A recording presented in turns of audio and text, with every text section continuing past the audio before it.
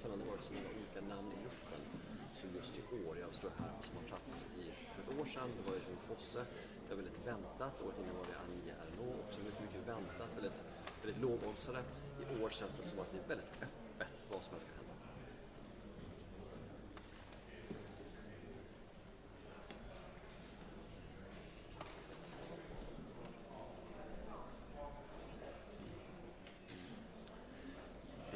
Medier för hela världen står just nu ut över över en hel rad med tv-fotografer från olika tv-kanaler världen runt.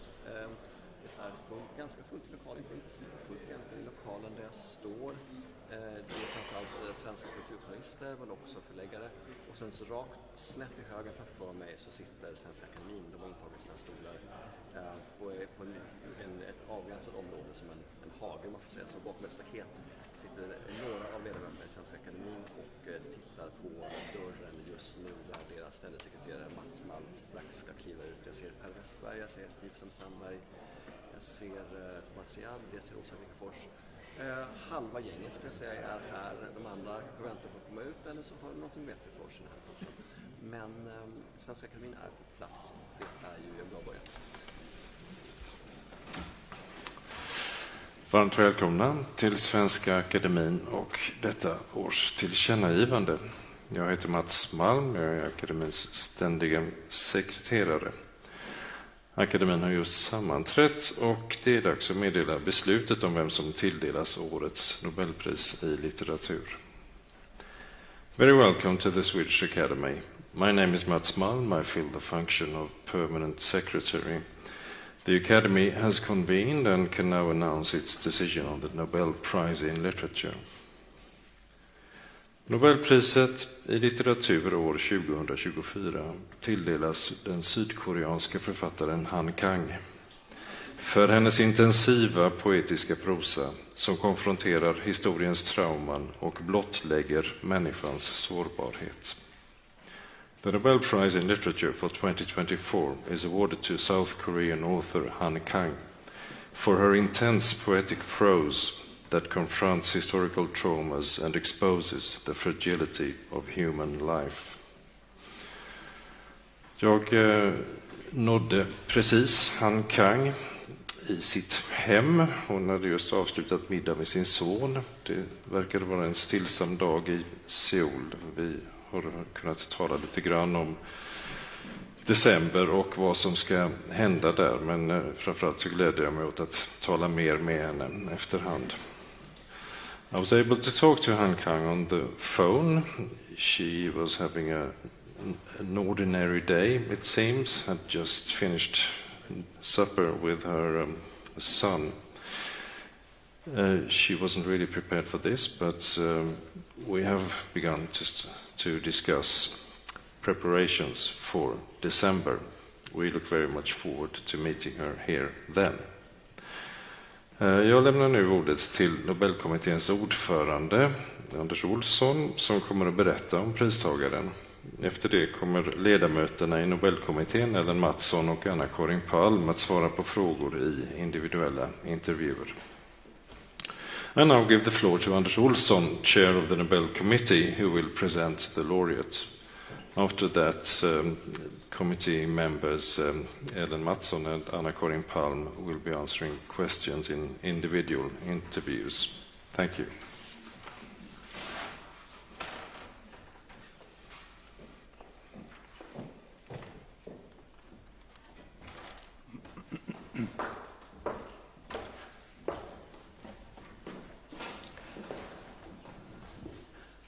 Välkomna till denna presskonferens om 2024 års Nobelpristagare i litteratur, Han Kang. Mitt namn är Anders Olsson, ordförande i Nobelkommittén. Övriga medlemmar i kommittén som har förberett årets Nobelpris i litteratur är Ellen Mattsson, Anna-Karin Palm, Stig Sandberg och Anne Svärd. Adjungerad medlem i kommittén har varit Mats Malm, Svenska Akademins ständige sekreterare. Welcome to this press conference on the Nobel Prize Laureate of Literature 2024, Han Kang. My name is Anders Olsson, chair of the Nobel Committee. The other members of the Nobel Committee that have prepared this year's Nobel Prize in Literature are Ellen Mattsson, Anna-Karin Palm, Steve Sandberg, and Anne Svärd. Our co-opted committee member has been Mats Malm, permanent secretary of the Swedish Academy. After my presentation of the laureates' work in Swedish and English, my colleagues from the Nobel Committee, Ellen Mattsson and Anna-Karin Palm, will take individual interviews from the floor. More information about our laureate can be found on the Nobel Foundation's website, www.nobelprize.org. 2024 års Nobelpristagare i litteratur Han Kang är den första författaren från Sydkorea som erhåller Nobelpriset i litteratur. Hon föddes 1970 i Gwangju och har parallellt med sitt författarskap också ägnat sig åt musik och bildkonst. Denna verksamhet över konstarternas gränser är tydligt märkbar i hennes skrivande, som genremässigt har en stor spännvidd. Hon debuterade som lyriker 1993 med dikter i tidskriften Litteratur och samhälle. Och 2 år senare kom prosadebuten med en samling berättelser. Hon fick sitt stora genombrott internationellt med romanen Vegetarianen som kom 2007. En lika drastisk som poetiskt förtätad skildring av de våldsamma konsekvenser som vägran att äta kött kan föra med sig. Han Kangs fysiska inlevelse i utsatta, ofta kvinnliga livsöden är påtaglig och den förstärks av hennes metaforiskt laddade prosakonst. I romanen Lektioner i grekiska från 2011, som ännu är oöversatt till svenska, utvecklas varsamt ett kärleksmöte mellan en kvinna som förlorat förmågan att tala och hennes lärare i klassisk grekiska som håller på att bli blind. Boken blir en vacker meditation över förlust, intimitet och språkets yttersta villkor. En annan politisk klangbotten har romanen Levande och döda från 2014, där Han Kang utgår från en historisk händelse i staden Gwangju, där hon själv växte upp och där hundratals studenter och obeväpnade civila mördades i en massaker 1980. Med sin brutala konklusion närmar sig Han Kang här vittneslitteraturen som genre. I den vita boken från 2016 får Han Kangs lyriska stil åter dominera. Det är en sorgsång ägnad den person som hade varit jagets stora syster om hon inte hade gått bort bara ett par timmar efter födseln. I en följd av korta anteckningar som alla handlar om vita föremål är det denna sorgens färg som associativt bygger upp boken som helhet. Det gör den mindre till en roman än till en sorts sekulär bönebok som den också har kallats. Det är i tilltalet till en döda som boken når fram till sina sista ord. I det vita, bland alla de vita tingen, kommer jag att andas in det sista andetag du gav ifrån dig. En annan höjdpunkt i författarskapet är slutligen Jag tar inte farväl från 2021. En berättelse som utspelas i skuggan av en massaker i Sydkorea som ägde rum 1950 på den lilla ön Jeju. Där arkebuserades tiotusentals människor, barn och gamla, misstänkta för att vara kollaboratörer. Boken gestaltar mästerligt ett sorgarbete som berättaren utför tillsammans med sin väninna, där båda bär på den katastrof som drabbat närstående. Med ett lika precis och förtätat bildspråk betonar Han Kang det förflutnas makt över det närvarande, men lika starkt väninnornas försök att lösa upp den kollektiva glömskan som omger dem och förvandla traumat i ett gemensamt konstprojekt vars namn är ett med bokens titel. I sitt författarskap konfronterar Han Kang med prismotiveringens ord historiska trauman och i alla sina verk blottlägger hon människans sårbarhet. Hon har en unik uppmärksamhet på förbindelserna mellan kropp och själ, levande och döda, och i sitt sökande och poetiska skrivsätt har hon blivit en förnyare av den samtida prosan. 4 av de prosaverk som jag har nämnt är översatta till svenska. Vegetarianen kom 2016, Levande och döda samma år. Den vita boken kom 2019 och Jag tar inte farväl 2023. Han Kang, the 2024 Nobel laureate in literature, is the first writer from South Korea to be awarded the Literature Prize. She was born in 1970 in Gwangju and has alongside her authorship also devoted herself to music and art. Her work in crossing the boundaries between art forms is clearly reflected in her writing, which has a broad span in terms of genre.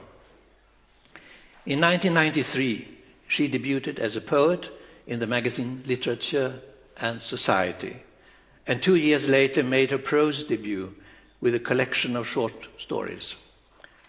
Her major international breakthrough was the novel The Vegetarian from 2007, and a harshly effective yet poetic portrayal of the violent consequences that proceed from the protagonist's refusal to eat meat. Han Kang's physical empathy for the vulnerable, often female lives is palpable and reinforced by her metaphorically charged prose. In the novel Greek Lessons from 2011, love develops tenderly between a woman who has lost the power of speech and a teacher of ancient Greek who himself is losing his sight. The book becomes a beautiful meditation around loss, intimacy, and the ultimate conditions of language. In the novel Human Acts from 2014, Han Kang this time employs as a political foundation a historical event that took place in the city of Gwangju, where she herself grew up and where hundreds of students and unarmed civilians were murdered during a massacre in 1980. In her brutal actualization, Han Kang approaches the genre of witness literature. In the White Book from 2016, Han Kang's poetic style once again dominates. The book is an elegy dedicated to the person who could have been the self's elder sister, but who passed away only a couple of hours after birth. In a sequence of short notes, all concerning white objects, it is through this whiteness that the work as a whole is associatively constructed. This makes it less a novel and more a kind of secular prayer book, as it has also been described. It is in addressing the dead that the novel reaches its final words. Within that white, all of those white things, I will breathe in the last breath you released. Another highlight of her authorship is finally We Do Not Part from 2021. The story unfolds in the shadow of a massacre that took place in the late 1940s on South Korea's Jeju Island, where tens of thousands of people, among them children and the elderly, were shot on suspicion of being collaborators. The book masterfully portrays the mourning process undertaken by the narrator and her female friend, who both carry with them the disaster that has befallen their relatives. With an imagery that is as precise as it is condensed, Han Kang emphasizes not only the power of the past over the present, but also the friend's attempts to bring to light what has fallen into collective oblivion and transform their trauma into a joint art project which lends the book its title. In her oeuvre, Han Kang, as expressed in the Academy's citation, confronts historical traumas and in each of her works exposes the fragility of human life. She has a unique awareness of the connections between body and soul, the living and the dead, and in her poetic and experimental style has become an innovator in contemporary prose. Several works are translated to French and German.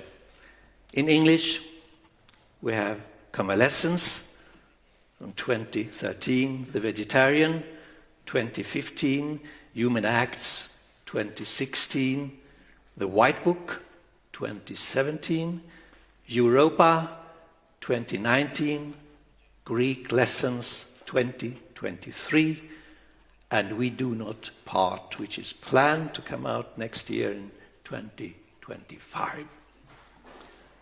Thank you for listening and for joining us today. And now I will give the word to Ellen Mattsson and Anna-Karin Palm for individual interviews. Thank you. Right now, this part of the briefing is over, and we'll move on to the interviews.